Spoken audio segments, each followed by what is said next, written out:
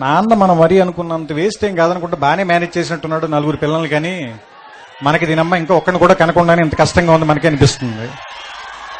ఆ తర్వాత ఒక 35-40 దాటిన తర్వాత పిల్లలు కొంచెం పెద్దవాళ్ళు అవుతుంటే స్కూల్ ఫీజులు, రికమెండేషన్లు, ఆ తర్వాత వాళ్ళకి ఏదైనా ఒంట్లో బాగున్నప్పుడు రాత్రిపూట హాస్పిటల్కి పరిగెత్తటాలు, ఏదైనా ఒక కష్టం వస్తే డబ్బుల కోసం ఎత్తుక్కోవటాలు. ఇలాంటప్పుడు నాన్న గుర్తుంచి కళ్ళల్లో నీళ్లు వస్తాయి.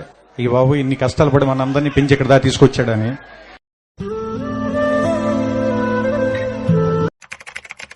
ఉండటం అనేది నేను ఎప్పుడు చూడాలి. అంటే ఒక అమ్మాయిని ప్రేమించకపోతే ఒకటి వచ్చి యాసిడ్ పోసేయటం, ఇవన్నీ నాకు తెలియదు అసలు.